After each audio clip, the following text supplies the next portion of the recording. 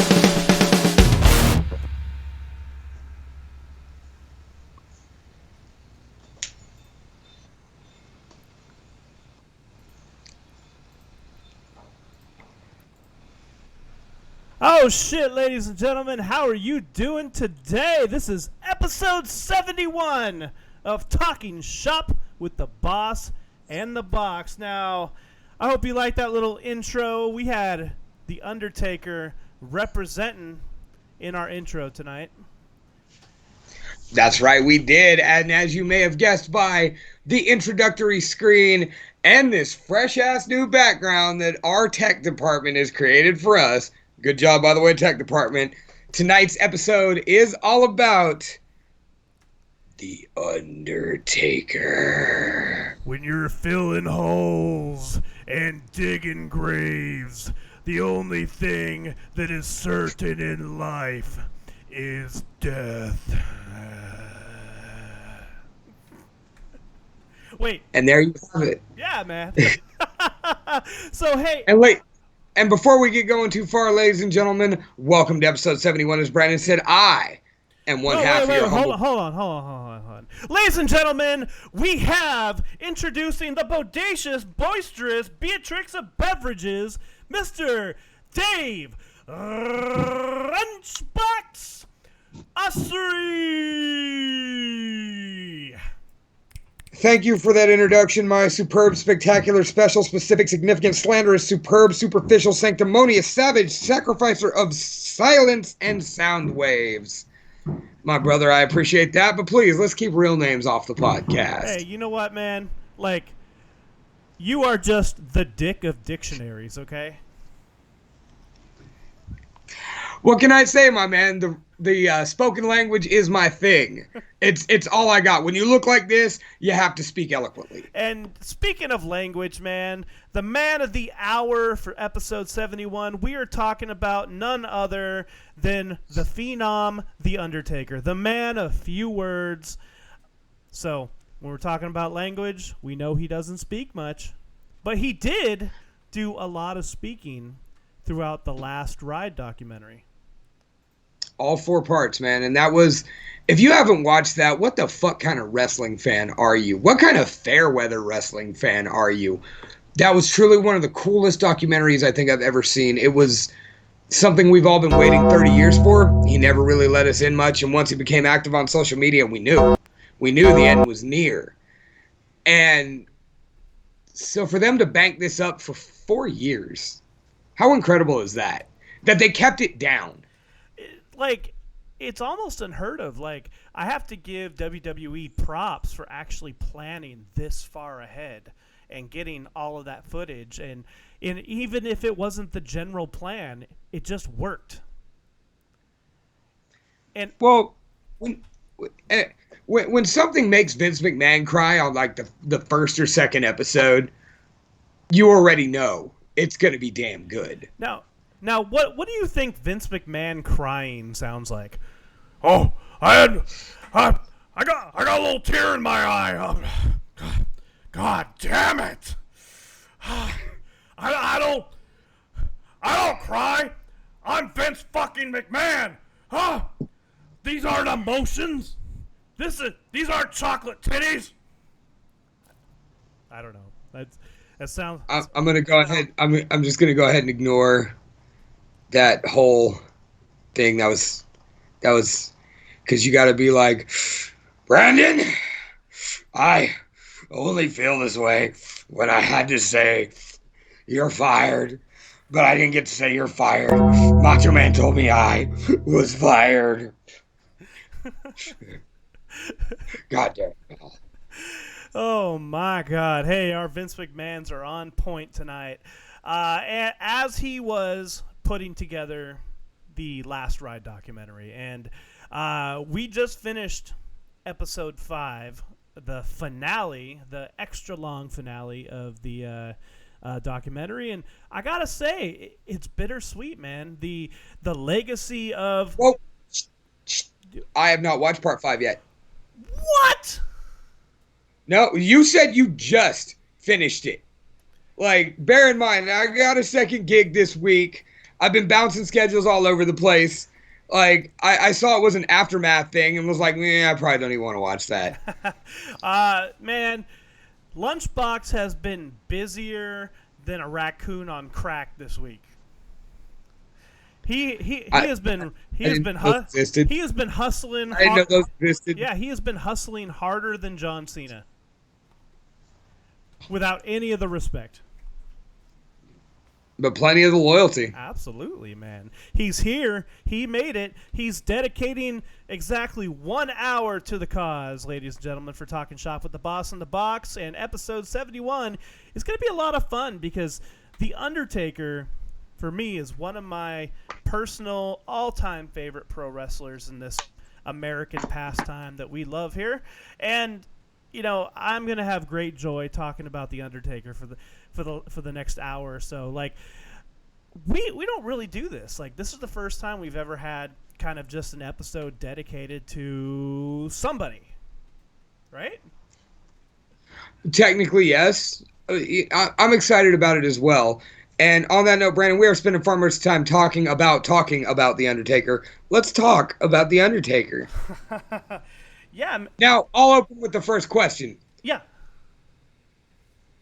Did you see his debut? So, I mean, you got to think about which debut are we talking about. Are we talking about Mr. Mark Calloway showing up as Mean Mark Callis in, old WCW? Or are we talking about The Undertaker? Are we here to talk about fucking Mean Mark Callis in WCW? No, sir. We're here to talk about 30 years of The Undertaker in WWF/E. So what do you think, Brandon? Answer the question. The question is, I remember when The Undertaker debuted. And where were you? Where was I? I was in, I believe, my babysitter's living room. Watching this live on pay-per-view. And I remember my very first thought when he came out, the announcers were talking about, look at this big bastard. Like, look at this guy. This guy's huge. Who is this guy? And as a, 5, 6-year-old kid when he came out, maybe 7, I don't remember the year exactly, but he... 90. Okay, so I would have been a whole 6 years old. Yeah, that's right. So, dude, just I had the same kind of because my first initial upbringing in pro wrestling was seeing the Ultimate Warrior and Hulk Hogan, 2 giant colorful beings on the screen drawing my attention in. Now, when The Undertaker came out, he was larger than life. And even though he was in all black, he was scary as fuck. That was what really made it for me. Tell you exactly where I was. I was in a trailer house about 6 blocks behind me. Yeah. And I was watching. We only had the VCR in the bedroom, so I used to watch wrestling, and I was watching live Survivor Series. I think it was the first pay-per-view we ever got, and I'd been waiting to know. I got it for the sole fact of A, I want to know what came out of that giant fucking egg, and B, I really wanted to know who Ted DiBiase's mystery partner was. And when they announced this big cat, The Undertaker, I don't even know what to think.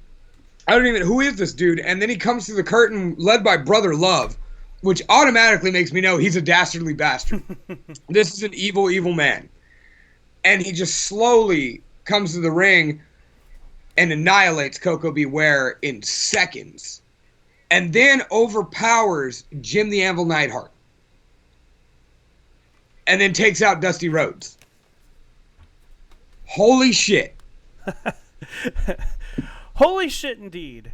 And at the time, we didn't really know what to think. I mean, he was probably still putting his gimmick together at that point, too. But, he was slow. He was powerful, methodical. Something that WW... Agile. A big guy that climbed the top turnbuckle to the top turnbuckle without facing it or even using a hand to grab on, walked the ropes, and then clubbed Coco Beware in the back. Like, we saw the majority of Taker's iconic moveset in the first 40 seconds of him wrestling in WWF. Yes. And it lasted 30 years. So you want to talk about legacy and staying power? Longevity for certain. For certain, man. And that was only, that was just barely cracking open Pandora's box on what we would see from The Undertaker all these years later. Yep. Just one short year later on the gravest challenge. Oh, Mike Vanek was 11 and he watched it live. Mike Vanek was 11 once? Yeah, apparently. Mike Vanek has looked 45 since he was 12. Actually, I saw pictures of Mike Vanek, and I felt like he only looked about 33, like back when he was like 17. Okay. But, and I only say this because I know he's listening and in the group chat right now, and I expect to get some fuck yous here in a minute as soon as the delay kicks off. But anyway, one short year later, The Undertaker, and I was on the house in K Street about 13 blocks that way, and I watched The Undertaker take on Hulk Hogan in the gravest challenge, and with the help of Ric Flair, take the title from Hulk Hogan. He only lost it 3 days later on this Tuesday in Texas. I guess it would have been 5 days later because Survivor Series used to be on Thanksgiving night. That's right. So, like... the good old days. So throughout this whole thing, I don't remember a ton of the old days with The Undertaker, but I do remember a lot of the Survivor Series spots that he was in. That was one of the things that rang true for me. So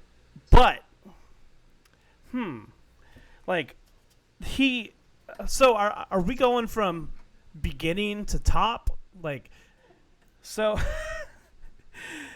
Dude, by far, my absolute favorite Undertaker is the Dead Man.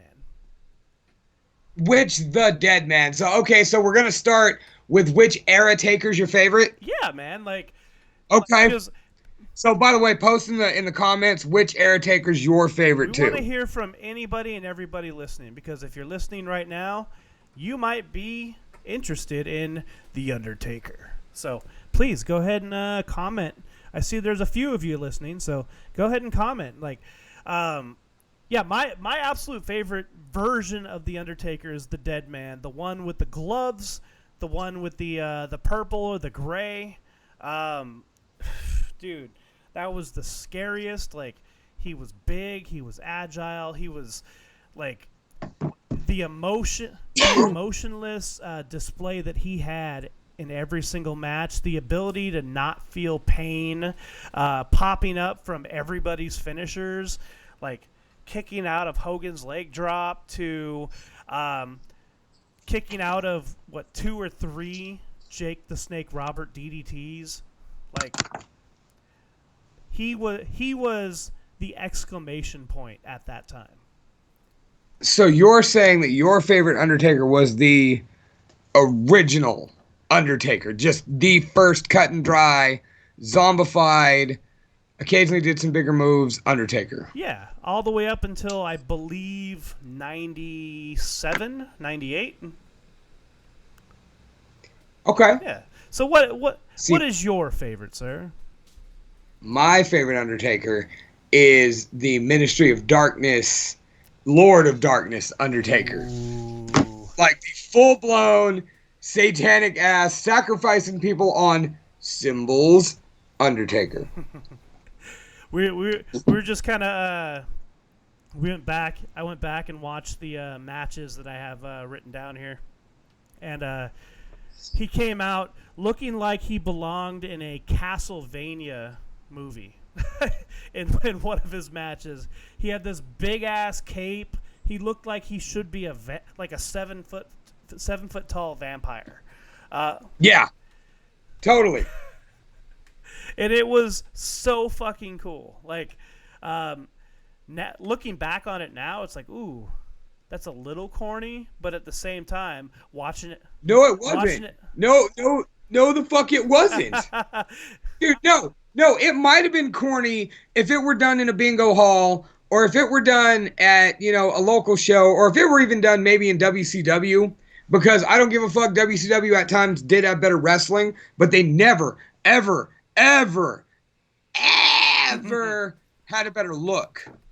And the first time he came out full-blown Ministry of Darkness with 15 druids lined up on either side of the fucking aisle with the torches, rolling a casket, like, no, I'll give you the Castlevania thing, but corny? No, that shit was believable. And that was the best part about who The Undertaker was as a character, is the fact that, and I brought this up many times in other episodes as well, is like, in all of the kayfabe, and we didn't really know what kayfabe was back then. We just thought... I still hate the term. Yeah. We just thought these characters, lived and breathed what they were doing on TV, and that was the best part about why we love pro wrestling. And The Undertaker, I still stand by this, is the last period of the sentence, so to speak. So he is the last one to keep the gimmick alive up until this last chapter of the Last Ride documentary, where we got to look into who the real man is. Definitely the last bastion of playing the character. I'll co-sign that a lot. I mean, how could you not? But and I'm with you. We all thought as kids that Undertaker was really hanging out in barns and shit, making double deep, double wide caskets for you, Yokozuna. Oh, yes. And, like, we really thought Kamala was scared of caskets and horrified of The Undertaker. And he wasn't scared of nothing. This guy'd eat your face. Yeah. He was a cannibal. But he was scared of that box. Because his ass knew he was going in the box. Okay. What's your favorite Crazy Taker magic moment? Like, oh, by the way, real quick before we move eras, Mike Vanek chimes in and says he was an American badass guy.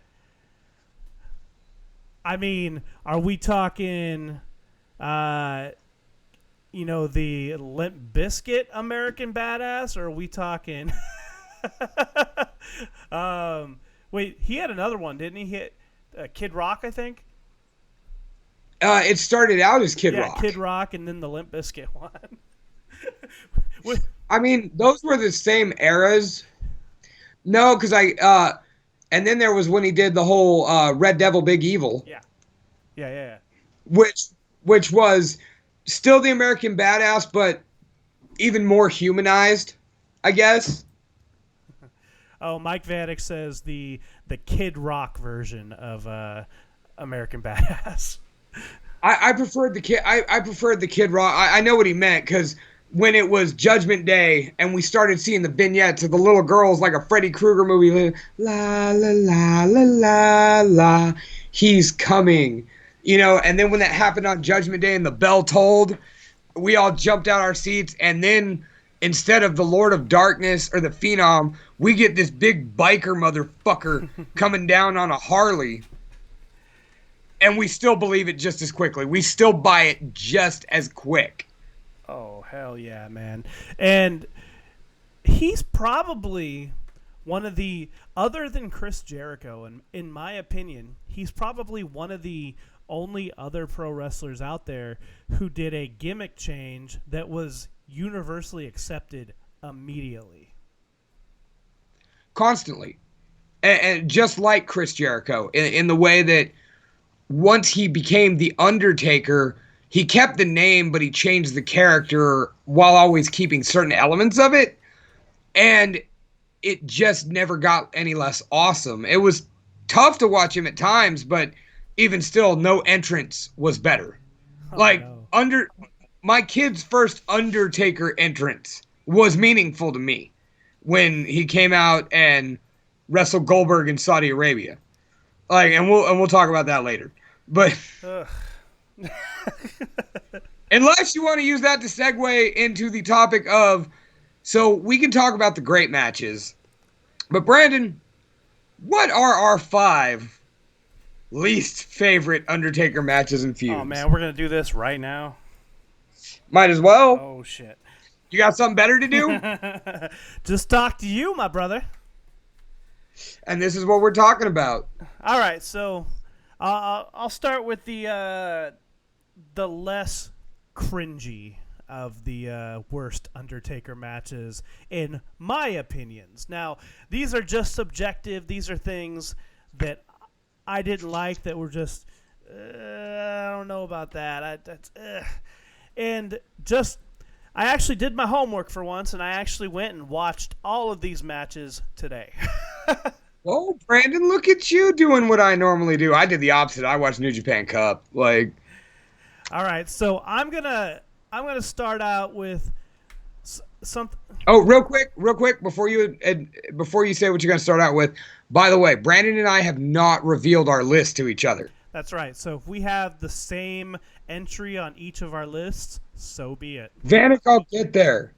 Sit tight. What was he talking about? Talk about the ones. Oh, talk about okay.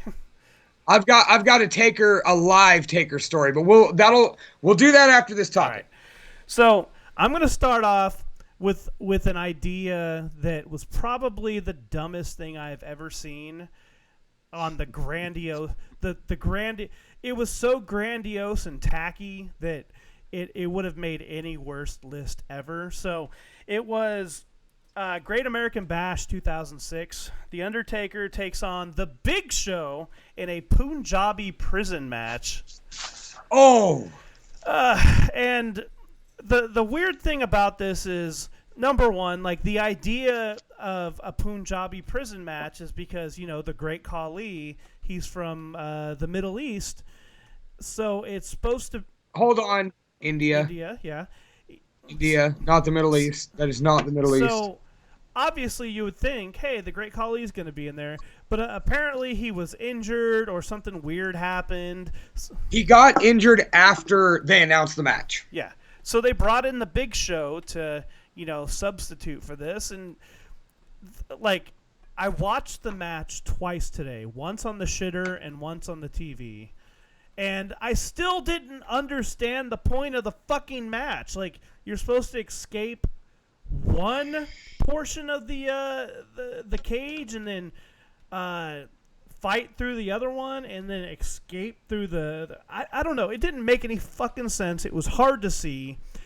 There's a reason why The Undertaker, and by the way, just to go on a really, really short tangent here, the reason why The Undertaker is one of the biggest pro wrestling legends of all time is because he has been given the shit end of the stick with dance partners so many times, and he just plays the game like it's a normal day at work.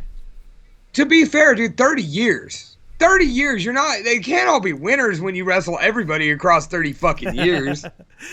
That's true, and I'm not taking anything away from the Big Show, but when you have a 6'10", agile fucker in The Undertaker, and then you have the Big Show in a match where you're supposed to climb shit and do other shit, like, it was just a bad match. We had interferences from Nathan Jones. Remember him? Remember Nathan Jones? Mike Jones! Okay. Who? And then, like, Khali came out and also did stupid shit during the match that he was supposed to be in. It was a fucking train wreck, and to this day, I feel sorry for the Taker ever having to be a part of that. Now, Lunchbox. Real quick, can I talk about the Punjabi prison match? Sure. Fuck, you just went on this. I'm going to go on a short tirade for 8 minutes. By the way, what's up, Ringsiders? How you doing? Thanks for showing up tonight. And so no, dude, that shit was garbage. I try to pin it on circumstance. Khali was hurt, or they just didn't trust him in such a crazy structure. Big Show and Taker have had great matches, plenty of times. But to get thrown into a weird environment that this is the first time they fuck around with it is when they get in it, and the rules are still unclear, and there's bamboo. It was bound to be bad. I'll give you that. Yeah. I'll give you that. So I assume you're going to ask me something on my Well, I list. was trying to until you had to interject your opinion on my match. So, Lunchbox. I was going to let you interject yours on mine. That's the point. I thought that was the point of not telling each other the list. That was what I wanted to engage you. You engage me. It's engaging. Yeah. Like kill switch engage. Mm-hmm. All right, Mr. Lunchbox. What is one of your worst matches of The Undertaker? King Kong Bundy. You mean the walking vanilla Hershey's Kiss? Dude, the thing was, man, in the 80s against Hulk Hogan, King Kong Bundy was a fucking monster. Like, when he beat up all those little people at WrestleMania 3, monster. And then he left for a few years, and then he just shows back up, and now you're seeing him around all these other bigger dudes, more athletic wrestlers, and just overall better workers. Yeah. And, Hogan liked the monster. The monster can also beat up smaller wrestlers. But when you put this little stout fire plug, who may be as wide as Hulk Hogan, but he's 6 inches shorter. He's now 10 inches shorter and a lot less muscular. And you put him in there on the grandest stage of them all against The Undertaker, where The Undertaker can't get thrown around. Like, The Undertaker tried to get thrown around by him, but it just didn't work out. And it was just dumpy and clumsy the whole way through. Yeah, and King Kong Bundy wasn't known for being a great worker anyway, so putting him in the ring with The Undertaker just was a recipe for disaster. He was a great monster in his day. But like I said, he had to be against somebody who was a monster hunter. Who's also a monster. Well, but what I'm saying, like, Hulk Hogan was not a monster hunter or a monster. He was the All-American. Even though he was huge, he was the All-American, buff tan guy. He excelled against monsters. Andre the Giant, The Undertaker, Big Show, or the Giant, as it were. King Kong Bundy. But to put that monster in there with a bigger monster, it's gonna cause for monstrous results. Yeah, I agree, and I also concur with your pick, man. Like, no good could have come out of any King Kong Bundy match from anybody. Dude, I don't agree with that. Stop dissing King Kong Bundy. Fuck King Kong Bundy. Fuck you. Whoever the fuck that is. Don't even like King Kong Bundy. The giant vanilla Hershey's Kiss. Like I say, you're just jealous. You're once again, Brandon, you're a hater. King Kong Bundy was a star, and you're hanging out with me on a Friday night. Hater. What's your next one? I am a hater because I am gonna hate on this match. You know, once again, it's another gimmick match, but it was awkward. It was clunky. There was no charisma to the whole match at all. It's just, ugh. It was gross. And this is Hell in the Cell at WrestleMania 15. And this is with Big Boss Man? Undertaker versus Big Boss Man in Hell in the Cell. How did that not wind up on my own list? Dude, like, number one, it was 17 minutes or so of just, you know, slow ass brawling, and not to take anything away from the Big Boss Man, Mr. Ray Traylor, but dude, like, it was bad overall. Like, there was nothing happening in the match, and then we get to the cringeworthy thing at the end of the match where they tried to generate some controversy, and I'm sure they did at the time. Lots of it. So if you haven't seen this match at WrestleMania 15, The Undertaker... Why the fuck do you listen to this podcast? That's what I want to know. If you've not seen this match, why the fuck do you listen to this podcast? Finish this podcast and then go watch that match. Yeah. By the way, Abe Strong, because you wish you were as cool as Abraham Guerrero. And The Undertaker says hello. Got a story about that, too. But proceed. Yeah, so... Spoiler alert, as he said, go watch the match. What really ruined it was the controversial moment where it was just like, no, that shouldn't belong on any. And I'm all about ultra violence and shit like that in pro wrestling. I love that shit. Hardcore death matches, I fucking love all of it.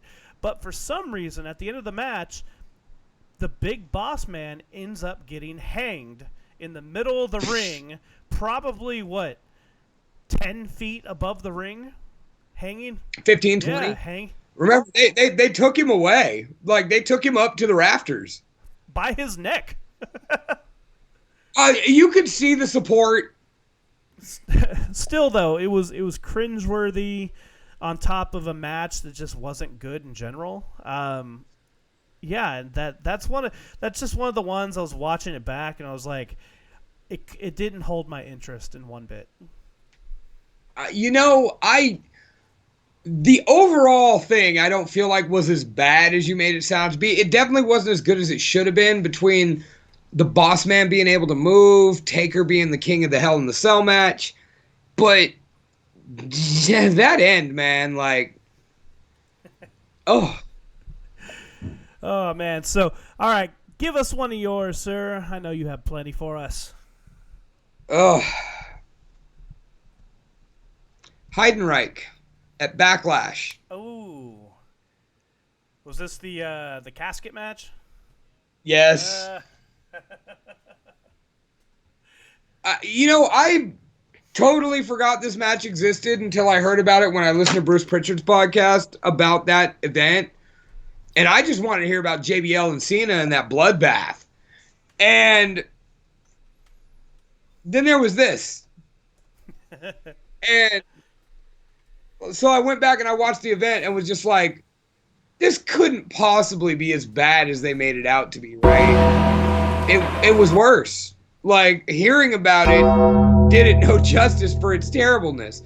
Like, Heidenreich he was one of those dudes that just froze under the lights. Like, his promos were okay. His weirdness was dealable. I do not approve of him touching Michael Cole inappropriately on TV. That was definitely not cool in every way, shape, form, or fashion. I don't care if it was Yeah. scripted. It was not cool. But then he got in the ring and he was worse.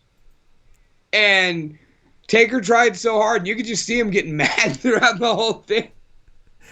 It was one of the first times you could see him being unhappy with the product.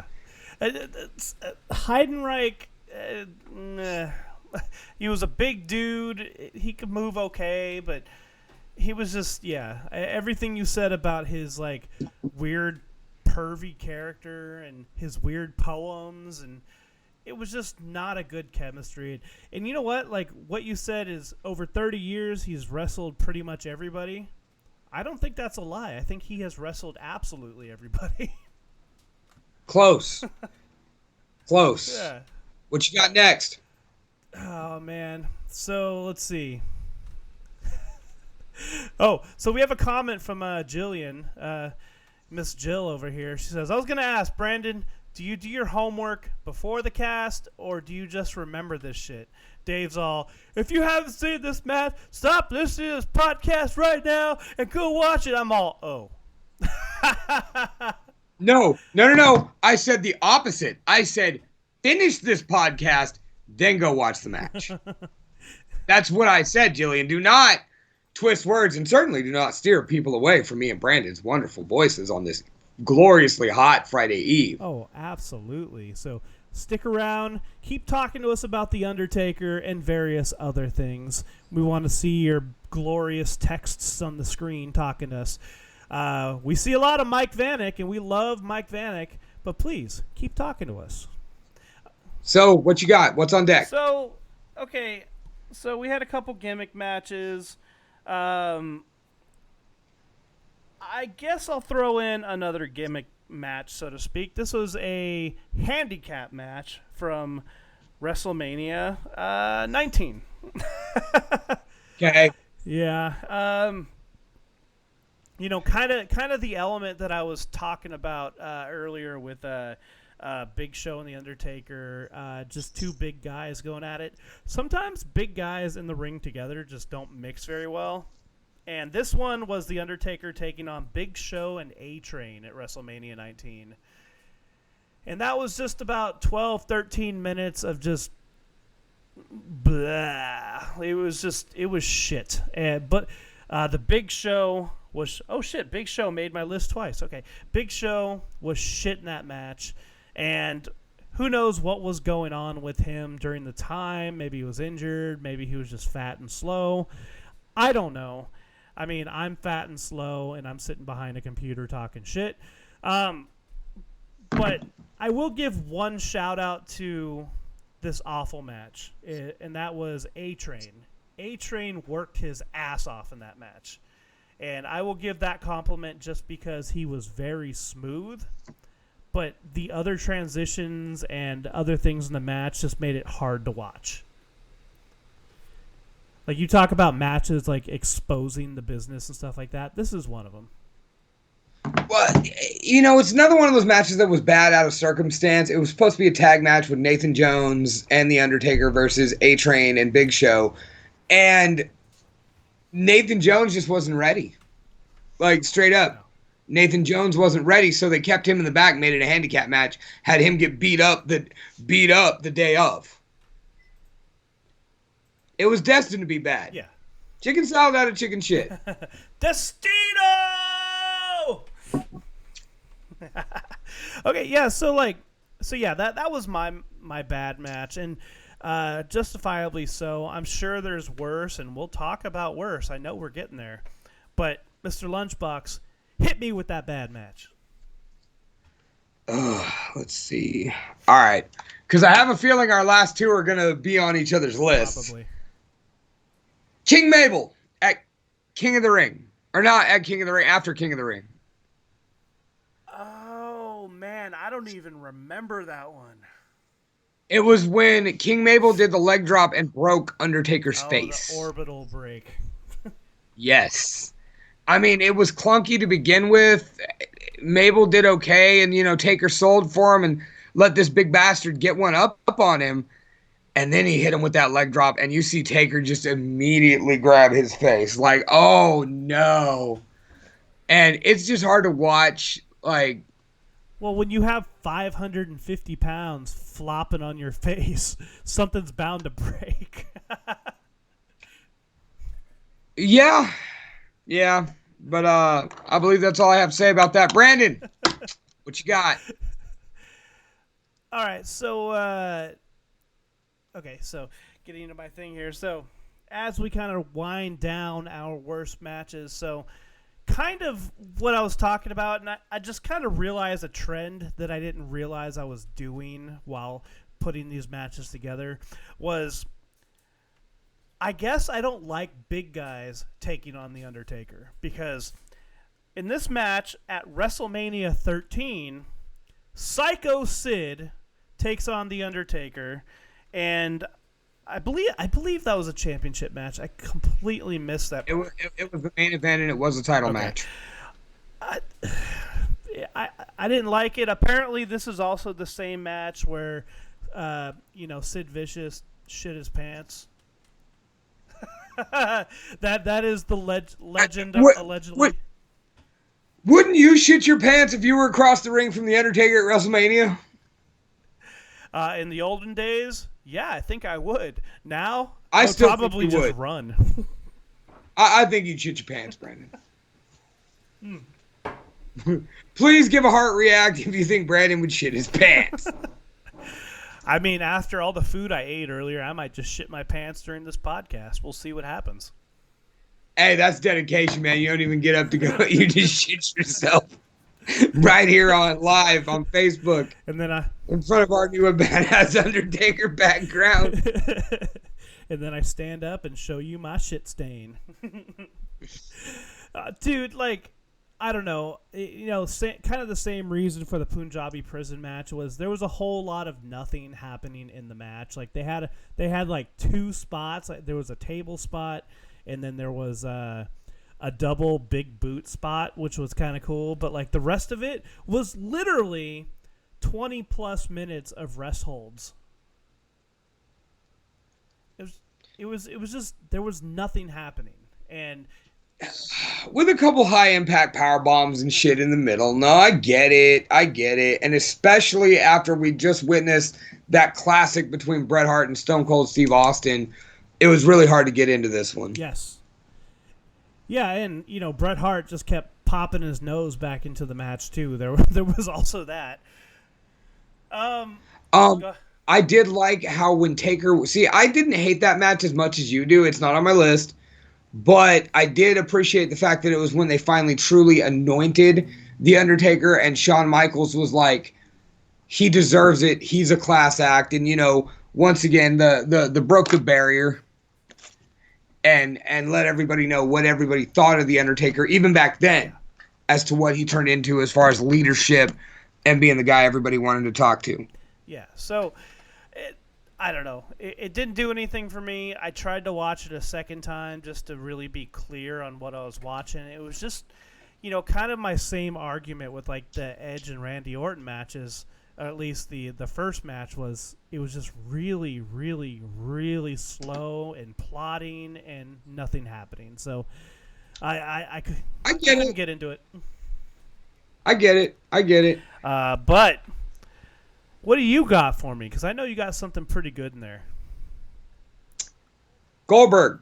Okay, so you took the wind out of my sails, my friend, because that is my number 5. Mr. Goldberg versus The Undertaker. I knew you would have that one or my final one as your other one. So cool. I'm glad you got that in there. I should have suspected when you're like, you're probably gonna pick that one, huh? But dude, I mean, how good could this have been if they'd have done it in 2003, even, or if they could have got Goldberg in 2001, like when he was still athletic, when he was still strong, when he, if they even would have did it when they had Goldberg come back last time to take the title from Kevin Owens and fight Brock Lesnar. Yeah. Oh God, man, even then, But they had it this time. Both just to have them wrestle. Just to have them wrestle as an exhibition. Ugh. You know, as documented in the Last Ride documentary, like it was bad all around. They missed all their spots. It was just, can you imagine spending 18 hours on a flight and then going out for 5 minutes to do that? And almost get your neck broken? Yeah. I mean, there was just nothing good about. I can't. As soon as Goldberg hit his head on the corner buckles, man, shit. Like, once he did that, I was like, oh, damn it. Goldberg hurt himself again. Like, oh, this is about to get bad. Yeah, man. And he, like, I don't even know. It was hard to watch. It was hard to watch back. And it was just, ugh. No, I'm not watching it back. Not even doing it. Not even doing it for research purposes. I don't need to. No, I did. It was just, no. It was, no. Sorry. I don't even have describing words for it. It was that bad. It was like watching a B movie in slow motion. It was that bad. Mm-hmm. So bad I don't want to talk about it anymore. So I guess this one's on me since I stole your last one. It's on you. The one that I expected you to bring up. WrestleMania 9. Mm-hmm. The Undertaker versus Giant Gonzalez. You know, I still say Goldberg and The Undertaker was worse. A different kind of bad, my man. Different kind of bad. Like, Undertaker Goldberg was bad because they tried a bunch of things that they couldn't execute. Gonzalez Taker was bad because it was bad. Like, I mean, he chloroformed him, for fuck's sake. I mean, how else are you going to get how else are you going to get him down? I didn't think you could chloroform a dead man. But how do we... Yeah, dead men don't breathe, right? Exactly. So when he chloroforms him, how's that work? He chloroforms him, he doesn't breathe, he's dead. How'd that work? I mean, don't get me wrong. WrestleMania 9 was pretty bad all the way around as far as the matches go. The pageantry is probably my favorite. Hogan must pose. I'm just saying, Undertaker coming out, being wheeled in on a chariot. Mike Bannock says that's the worst match ever. But having Taker come out on a chariot with a vulture was just the most badass thing I've ever seen. And then they rang that fucking bell. At Caesar's Palace, nonetheless. Like I said, then they rang the fucking bell. Yeah, man. So, as I said earlier, poor Undertaker, the reason why he's a legend is because he went through more shit than anybody else in the business. Right? That's the biggest reason why, because he just kept putting up with it. He figured it out. 30 years later, he did it. He's like, oh, now it's time for The Undertaker to ride into the sunset so I could avoid any more stupid-ass matches. He hasn't had a bad one in a long time. You know, aside from, like, him and Reigns wasn't good because he couldn't move and Reigns tried to take care of him. But and the DX versus Brothers of Destruction only was bad because Triple H tore his fucking pec and Shawn Michaels had to carry the load. But, which is normal. Yeah, right. Triple H got to get injured. It's a big match. It's not the quad. It's the it's the pec. Yeah. So those were our worst picks for Undertaker matches over the years, and I'm sure there's a few other doozies out there. Oh, there's a bunch, but I would like to move the topic forward. Yeah, man. For those of us in Virginia that are probably getting tired of listening to me and Brandon talk, so I would like to transition to live Undertaker stories. Brandon, could you provide us with one great story surrounding a time you saw the Undertaker wrestle live and in person?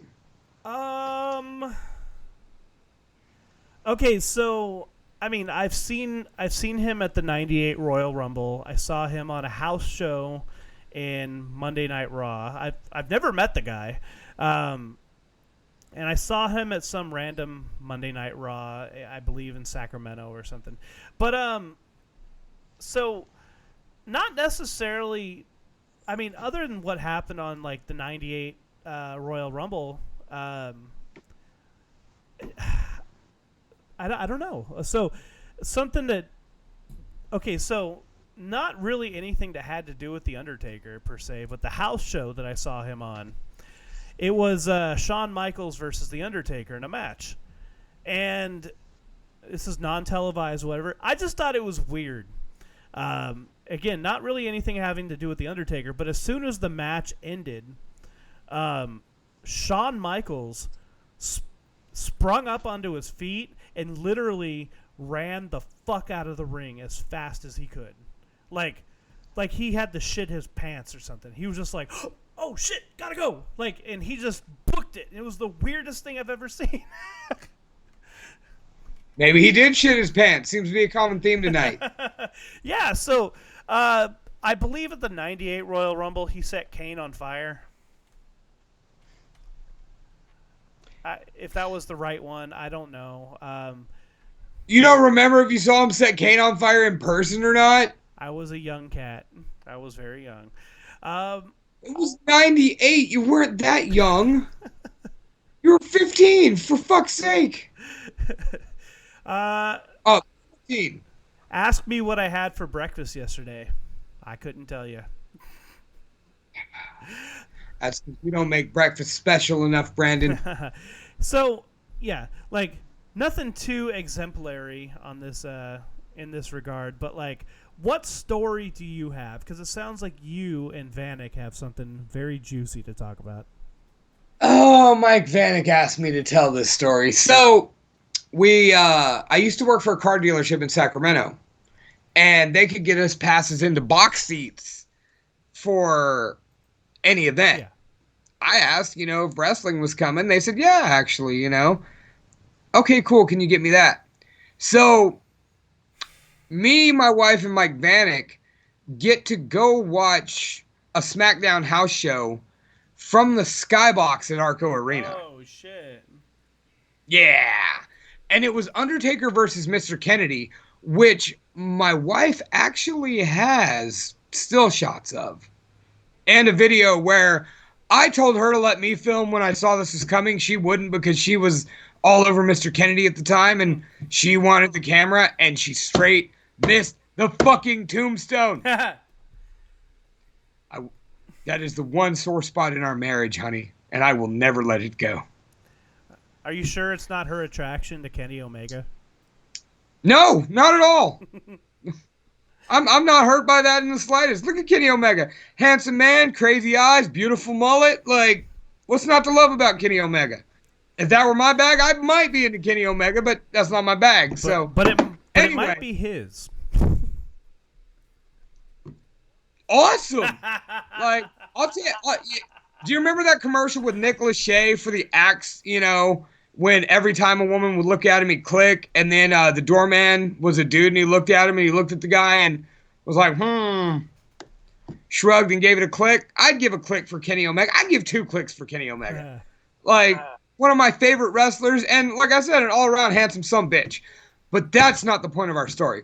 So, as you may imagine, me and Mike Vanek pretty hyped the fuck up, right? We get to go into the box seats and watch wrestling. And when we got inside and got concessions and then made our way to the box, we found out that we had wasted $20 on concessions, and there was food and free beer in the box. In your box? In the skybox we were in. Oh, that's nice. We walked in, there was free mini taquitos and hot dogs, and first time I ever saw Corona in a can in my life. See, that's what happens when you live the redneck lifestyle. You just don't understand how some luxuries work. Now, if someone told me I was getting a skybox, I know for a fact that I'm getting beer, alcohol, and food. I'm going to have a good old time. Okay, first of all, you don't remember if the Undertaker set Kane on fire at a match you were at in person. So sit down and shut the fuck up. Secondly, the next time they were hella stingy and we only got bottled waters and popcorn with nacho cheese for dipping, Ah. which which was fantastic. But despite how awesome all those things I told you about that night were, that is not the point of my story. So 98 Rocks is out there sponsoring the event, right? With their van and their speakers playing music. Well, Carry On Wayward Son comes on over the PA. And so as we're going in the one giant line, when you get to the entrance, they split you into like 20 like smaller lines. So right then Carry On Wayward Son comes on, and Mike Vanek and I start singing at the top of our lungs. Full speed. Like not giving a fuck. Just carry on my wayward son. I shit you not. We moved up 50 spots in line because people started jumping lines to get away from us. People started going into longer lines to get away from me and Mike Vanek singing. And then we got to watch The Undertaker versus Mr. Kennedy with free beer. Perfect. Yeah. One of the greatest nights of my life. That's right up there with getting married and the birth of my son. Now speaking of greatest moments of your life, Mr. Lunchbox, let's talk about some awesome matches that we loved from the Undertaker's career, shall we? Okay. So, I was going to ask you favorite feuds, but favorite rivalries, long-term rivalries. Well, in my list, I kind of have feuds and rivalries and matches all lumped into the same list. Oh, you didn't even tell me that's how we were playing ball, you son of a bitch. Yep. If you read your text messages instead of working 60 hours a week, you might actually know. I'm just saying, I'll be out of debt before you. I'm going to own 3 more houses. You want to rent one of them? Well, considering I'm in a master's program, I'm going to be owing $150,000. So, yeah, you'll be out of debt before me. But, if I buy one of these houses down the street, you can come live over here like I keep trying to get you to do, and then we could share a vegetable garden, and our kids could grow up together. That sounds beautiful. I'm working on it. It does sound beautiful. So let's talk about some good stuff. Some good. Now, I thought the prospect of you being my neighbor was good, but okay.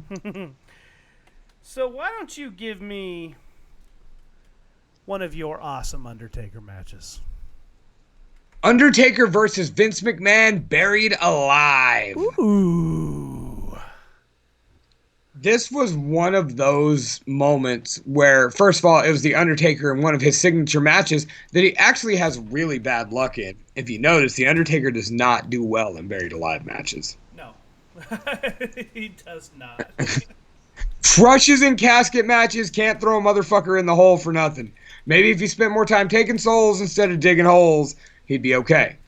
But when Vince McMahon approached him with folded hands in prayer and was sitting there talking to him, and you just saw The Undertaker go, you could tell that Vince McMahon was like, okay, you're going to fucking wind back, hit me as hard as you can, and I'm going to come up bloody. If you bust me open, cool. If not, I got a blade in my pocket. And Taker fucking drills McMahon, and he gets up and is just dumping buckets of blood. And Undertaker beats his ass for 20-some-odd minutes while the chairman of the board is just pouring blood all over the arena. And it ends with an explosion when Kane comes out of the fucking bulldozer, throws the Undertaker in the hole, and buries him alive. Yep. Fuck yeah! That's rock and roll right there. Dude, that's a good pick. I wouldn't have. You actually surprised me on that one. I pack a surprise here and there. That's what your wife says. But all right, so all All right, so I got something kind of going in a different direction, with the awesome matches. Now, this is one of my most memorable matches, and not necessarily for the Undertaker. He was a huge part of this match, but he helped make somebody that day. Okay. This match is against Jeff Hardy in a ladder match on Monday Night Raw in 2002. At the Real at the time, Taker was the undisputed champion, coming out to the ring with his motorcycle, and he got a challenge from Jeff Hardy, who just wanted to prove himself and earn the Undertaker's respect. And that part of the kayfabe and whatnot is that's a hard thing to do, earn the Undertaker's respect. But on this night, Jeff Hardy fucking earned that respect, man. He kept getting up, kept fighting back, gave the Undertaker one hell of a fight, and of course, the Undertaker does win. But if you haven't seen this match, it is the ultimate underdog match where the underdog actually doesn't win, but it almost seems like he does. And they bring out that emotion so much in this match, and I loved it. It was damn good. It was one of those matches. I bought that The Undertaker's Gravest Matches DVD back in like 2006, and that was on it. Mike Vanek says, "Quit saying kayfabe." No. Hey, you know what? I'm with him on that. I hate the fucking term. We are not in the wrestling business. I'm a guy that gets to sit up there and yell over matches, but I am not in the wrestling business. That's a wrestling business term. Like, that's fine. I didn't like it when people use car salesman terms. So, should I just say pretend? I refer to it as pageantry. Breaking barriers. Got to be creative, Brendan. Well, now that you took the wind out of my sails, give us another awesome match. I'm blaming Mike Vanek for that one. You know what? Just for the hell of it, fuck Craig. Well, always fuck Craig. I didn't even want to give him the attention, but fuck Craig. Inferno match with Kane. Ooh. That one was kind of hard to watch. It's hard to watch because somebody's going to get lit on fire and you know it. You know what? Before we get into that, Jillian says, let's talk about the real best thing about The Undertaker, Paul fucking Bearer. And you know what? I'm rather disgraced with ourselves right now. We've gone this entire podcast talking about The Undertaker, and we have not brought up Paul Bearer once. We have not. I mean, we've both done impersonations. Oh, yes! We're talking about my Undertaker and the double deep, double wide casket for Yokozuna. Oh, yeah! Yeah, dude, like, fuck, man. Paul Bearer, one of the greatest managers, Percy fucking Pringle, yep, is one. And one thing I didn't know, actually listening to what's his name's Bruce Pritchard's podcast, I didn't know Percy, Mr. Paul Bearer himself, was a wrestler before he turned into a manager. Yeah, I didn't know that. So he was just tiny. Yeah. Well, until he wasn't, but different kind of tiny. But yeah, I mean, without Paul Bearer, The Undertaker wouldn't have been as prominent. Agreed. Both as his manager and as his greatest rival. Absolutely. So yeah, a nice footnote into history. Yep, WCCW, that's right. So tell me more about your Inferno match, sir. What's to say? What's to say, dude? Like, we had we finally got the real blow off between these two, where the supposed death of Undertaker's parents and the disfigurement of Kane happened because of fire. So now they're going to surround a ring in fire, and the winner is the guy who lights the other guy on fire. And they're doing magic tricks and shit, blowing each other up, turning the lights off, shaking the ring on each other. I mean, dude, it was the first time they went full-blown supernatural with the Undertaker. Yes, and I will get to that in a minute. Dude, so you want to talk about supernatural? We have to talk about the 1994 Royal Rumble. The Undertaker takes on Yokozuna in a World Heavyweight Championship match. And my God, this is what had me love The Undertaker, as a professional wrestler and a character.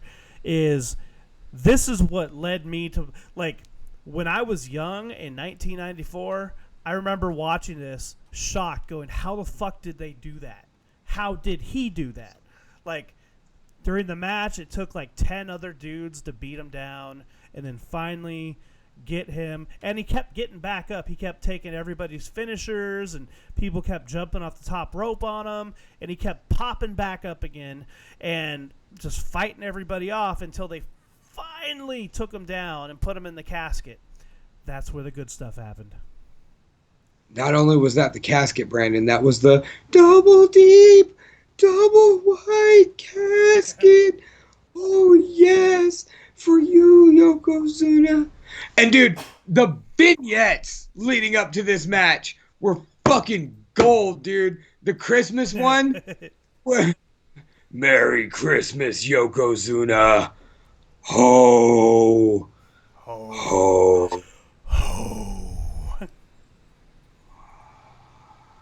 Dude, like when Paul Bearer drives the fucking horse-drawn carriage away, and the Undertaker's just standing behind. The only thing you will hear inside the casket, Yokozuna, are the hounds of hell baying for your soul. And then, like you said, Undertaker. You failed to mention that not only did all 10 dudes keep beating him down, but he kept popping up. But that was until Mr. Fuji and Jim Cornette snatched the urn and knocked it over with it spewing green smoke. That's right. Oh, Jillian says, I'm pretty sure that the writers of Game of Thrones pulled the conclusion of the Hound and the Mountain directly from Undertaker and Kane. Interesting. Yeah. Okay. We have had our first intriguing conspiracy fan theory on Talking Shop with the Boston Box. It feels really good. I don't know anything about Game of Thrones. I tried it. I didn't like it. Which is weird because I love magic, dragons, medieval shit, and titties. But for some reason, Game of Thrones just didn't do it for me. You know what? I'm inclined to show you the Battle of Winterfell. And just the Battle of Winterfell. Like, just the first 15 minutes of the Battle of Winterfell. Okay. And then see if I couldn't get you to go ahead and come along. And speaking of coming along, so the end of the Yokozuna Undertaker match, they are wheeling out the casket. Paul Bearer is pushing it out, and all of a sudden, no, the heels were pushing it out. Right, I'm sorry, we're pushing it out, and all of a sudden, lightning strikes. Everything goes black. The big screen comes up. The Undertaker cuts a promo from inside the casket and then ascends to the heavens above the arena. And it's the coolest thing that you just didn't know could happen in professional wrestling. And the Undertaker's soul will live forever. And then he ascends to fucking heaven. Yeah. On visible guide wires, but everything else was really cool. So as a young kid, my mind is blown going, holy crap, how is he floating? I didn't understand, practical effects back then. blown. Like I said, blown. No, dude. I mean, the Undertaker went to heaven, and then 6 months later, Ted DiBiase. Like, I used to get WWF magazines at the grocery store, and the whole time, fucking, there's Undertaker sightings. Like, people have seen the Undertaker here and there. You know what I mean? And then Ted DiBiase claims he's got the Undertaker, and that's not the fucking Undertaker. And then the Undertaker and the Underfaker match off at SummerSlam. Like, everything about that match to the follow through, even though that match could have been on our worst list, the story told was fucking wonderful. Yes, it was. Lunchbox, give me another match. Well, shit, son. You got me on this one. You stole mine. Oh. So, tell you what. I'll go ahead and say, because I brought it up last week as, in my opinion, the best wrestling match of all time, Shawn Michaels versus The Undertaker, WrestleMania 25. Ooh. I watched this in Mike Vanek's living room in Modesto, California, while Ida and all her friends sat there and tried to bring us down with, you know it's fake, right? You mean The Undertaker's not really dead? Oh, shit. Vanek, like, Chana just dropped a bomb on me. Like, and, you know, to see them get mad because we're like, dude, we just enjoy it. Like, get over it. This is our shit. We don't care. We knew all that like 20 years ago. Shut up. Go away. And watch The Undertaker versus Shawn Michaels.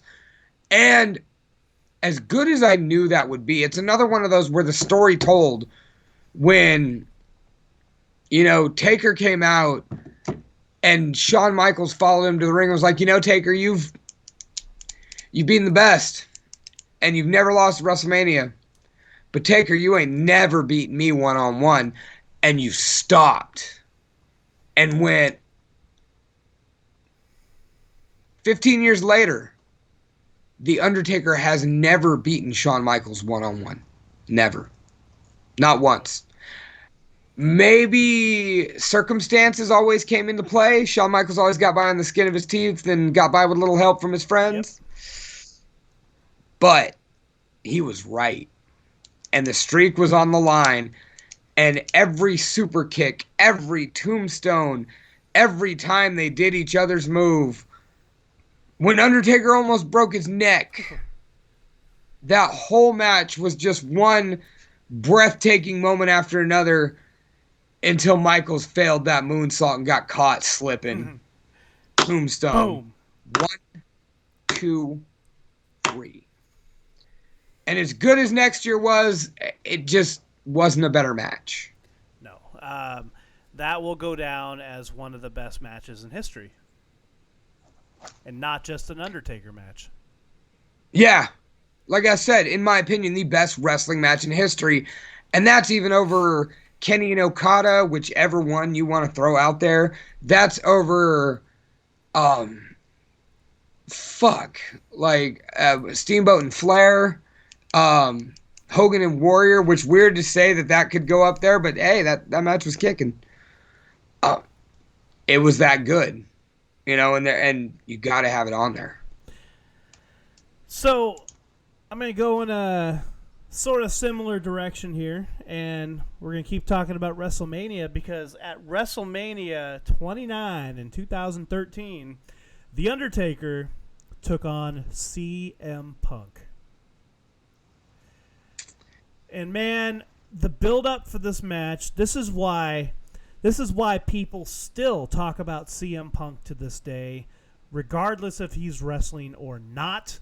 The man can talk, the man can promo, and this man built up this match between him and The Undertaker for so well.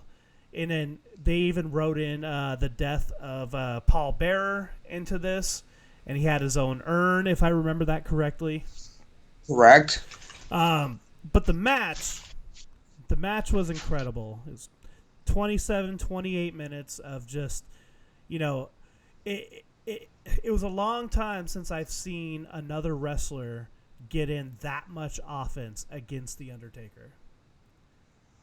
Yeah. CM Punk was basically kicking the shit out of The Undertaker this entire match. And The Undertaker was kind of playing pick up the tail. He was kind of playing the underdog in the match. For once, it was one of the first times we saw the Undertaker humanized. They were actually able to use the legitimate death of his friend, which, we all know that there's no way that working together for as long as they did that the Undertaker and Paul Bearer had an issue. So that was the Undertaker was able to take that real emotion and be human for once. So instead of looking at a monster, we were looking at a competitor. Yeah. And I think that helped the story. And plus, CM Punk was that good, man. Like, it's a shame how quickly he came and went, but he was that good, and he was my odds-on favorite to take the streak. At the time, if CM Punk took the streak, it would have been believable. The thing was, and one of the reasons I hated the Brock Lesnar ending the streak is Brock didn't need it. I always wanted to see it go to somebody who just needed that crowning achievement. That's right. And I just didn't feel like Brock needed that crowning achievement. Brock Lesnar was never going to evolve past what Brock Lesnar is. He hasn't evolved in the last, since he started.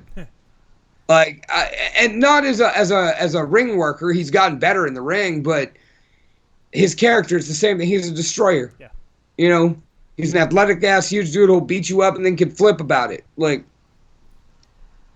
But no, CM Punk was when they announced that, I immediately went, ooh, this might be it. This could be the end of the streak right here.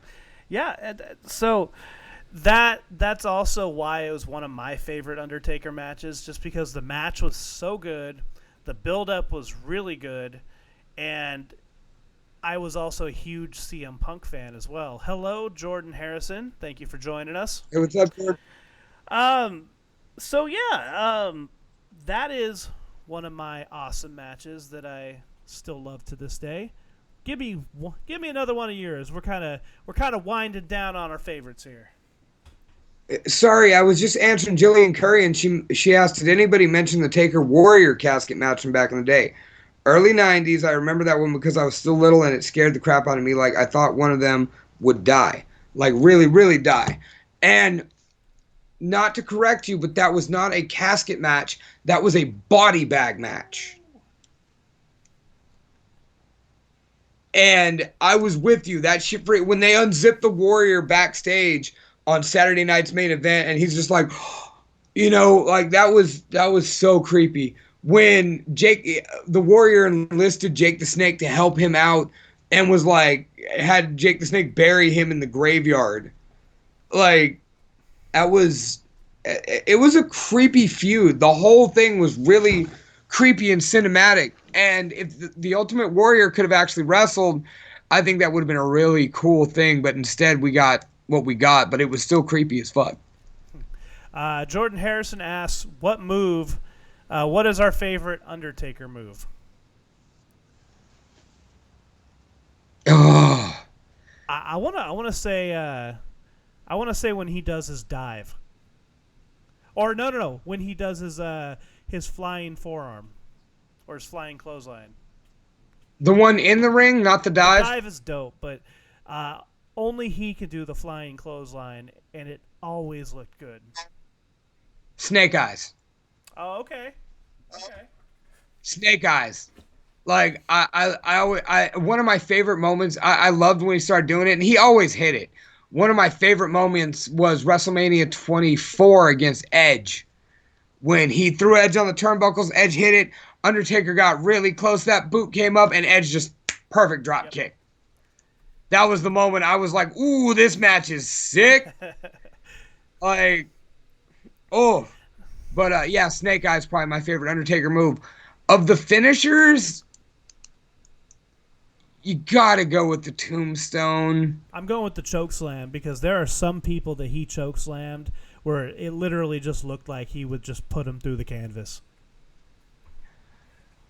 Yeah, man, but the Tombstone, it's still like when he caught Coco Beware that first time and tombstoned him. When he tombstoned Hogan on a chair. So many iconic moments that end from that tombstone. into that cross pin, into that. Iconic, nonetheless. So, but okay. So give me a favorite match of yours, sir. I gave you CM Punk versus The Undertaker. What do you got for me? Oh, my last one because we crossed swords earlier. Oh, okay. It has to be there, and that is Undertaker versus Mankind, Hell in a Cell, 1998. Oh, Because what the fuck? Why are you even asking me why? Because he threw a man off a cell, and then he threw a man through the cell. And all the while, you could just see how freaked out he was. He was genuinely worried the whole time. As soon as he flung Mick off the cell, he was just like, shit. Like, and yet they still put on so much of an iconic match. yeah, and like that also is proven that he's the consummate professional, man. Like, even though Mick was beat to shreds and torn into pieces, he still got up and fought, and he climbed that cage with Again, faster than he did the first with a time. broken fucking foot. Oh, you mean Yeah, Taker? too. Yeah. Well, Taker had a broken foot. Mick had a dislocated Yeah, shoulder. that's my point. Is like, these are impressive individuals.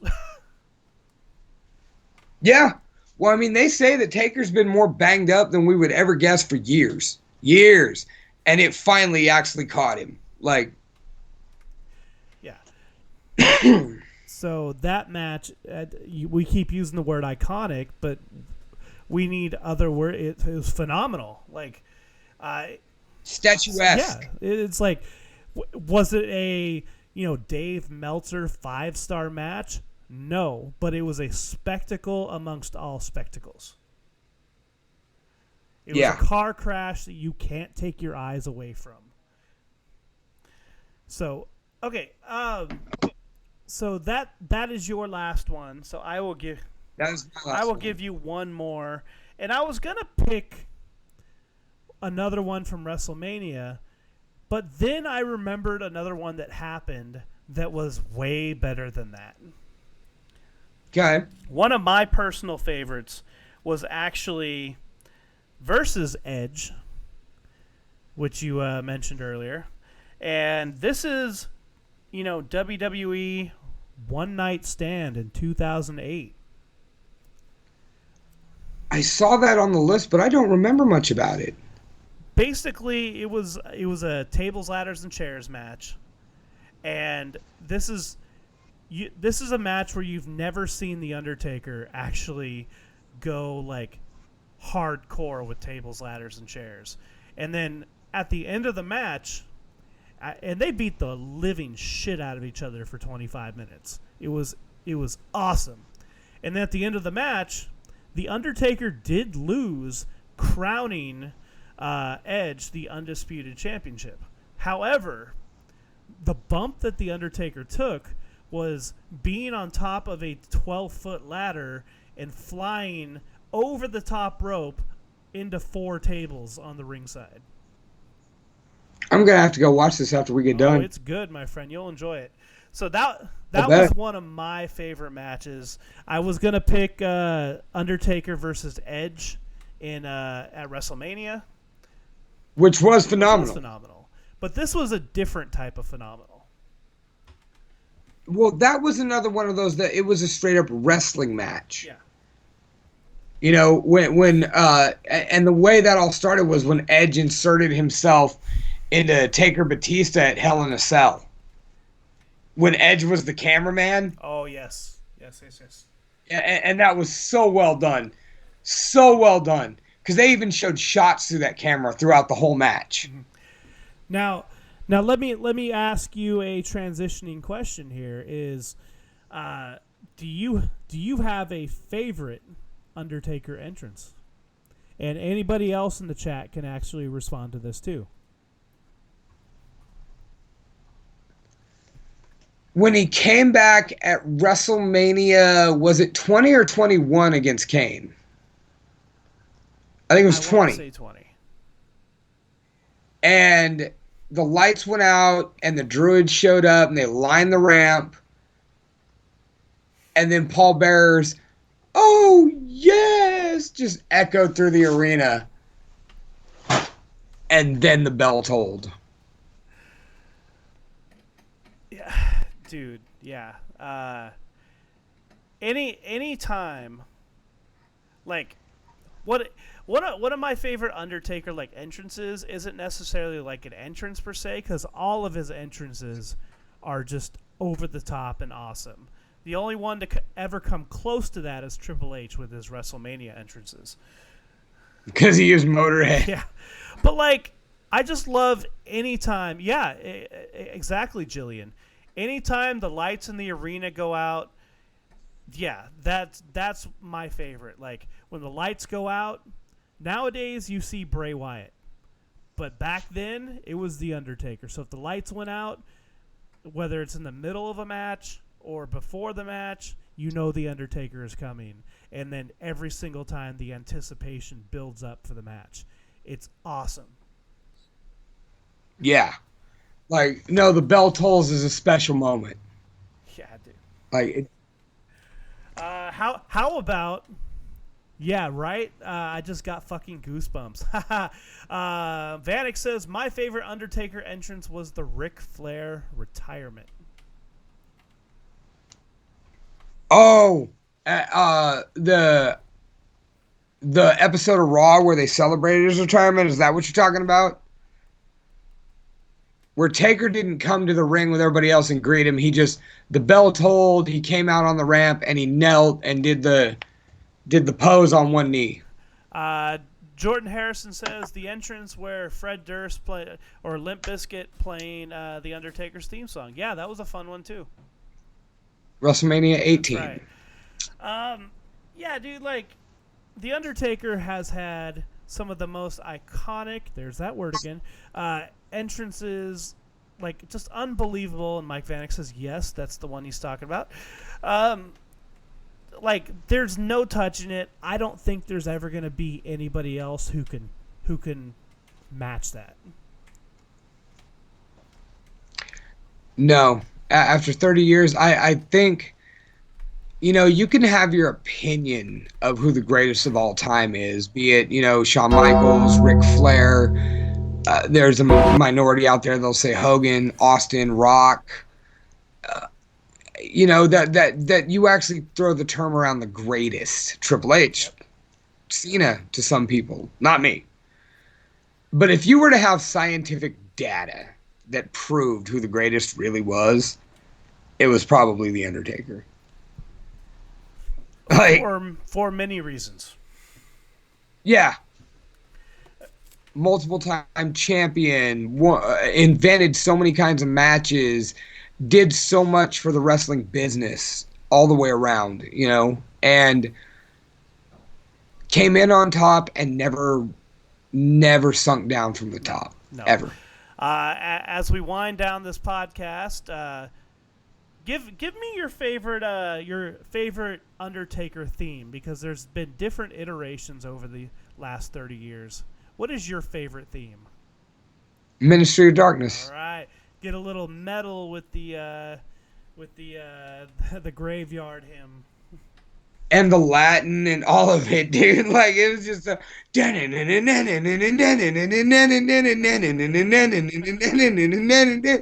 mean, dude, tell me what was better. You? Well, I don't know if I can tell you what was better, but I gotta go with the. I'm gonna get some hate on this one, but I love the original. The original is awesome, but there's just something about him coming out the Limp Bizkit that just tickled me in all the weird fancies. I'm gonna do it again. I throw in my pen. Throw in my pen. Fuck you, dude. Yeah, it was pretty cool, but. Yeah, no. Trust me, I am not hating on the original. The original is, there's the word, iconic. You can't have The Undertaker without the original. Shut up, Vanek. Taker's better than Flair. Michaels is better than Flair. I said it. Can we reach out to Ric Flair and ask if Mike Vanek can suck his dick? Because that is as close as it's getting.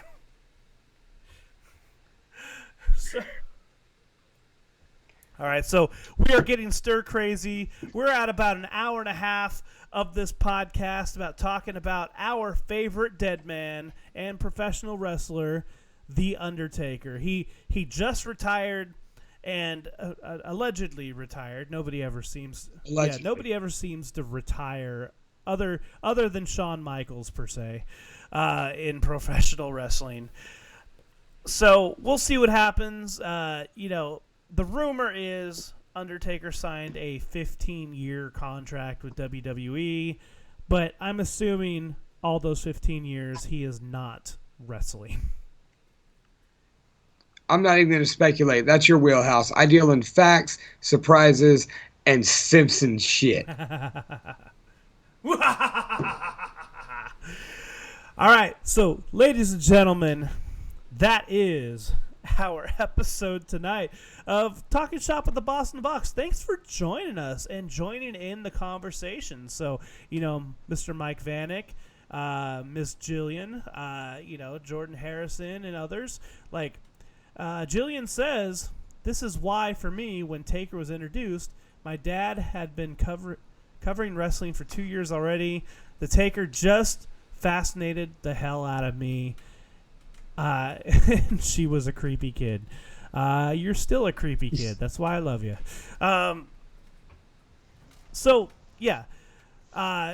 Cheers. I don't have any more drink in my glass, but cheers to a glorious career of The Undertaker. Thank you for entertaining us for the past 30-plus years. Yep, I finished mine too. So on that note, Brandon, where can they find you? Ladies and gentlemen, they can find me on Instagram, real Brandon Blacker. You can find my band Suburban Paranoia on all social media platforms. And, well, where can they find you? You can find me on Instagram, The Almighty Lunchbox. You can find my band, Nothing But Losers, on Facebook, Nothing But Losers on Instagram, Nothing But Loser on Twitter. That's no S. You can find this podcast at Talking Shop with the Boston Box on Facebook. Join the Facebook Talking Shop with the Boston Box discussion group where we shitpost wrestling memes and all sorts of other dumb things. Help Seth Baker name his guitars. He's going for wrestling themes anyway. You can also hear my golden voice and you can also find this podcast on Instagram at Talking Shop with the Boston Box and on Twitter at Talking_Shop. You can also hear my golden voice at Blacklist Pro Wrestling. That's Blacklist Pro Wrestling on Facebook, Blacklist Pro on Instagram and Twitter. And yeah, just go stew. Says it's time to end episode 71 and advertise. And ladies and gentlemen, most importantly, rest in peace. Thank you very much, everybody. Have a great night.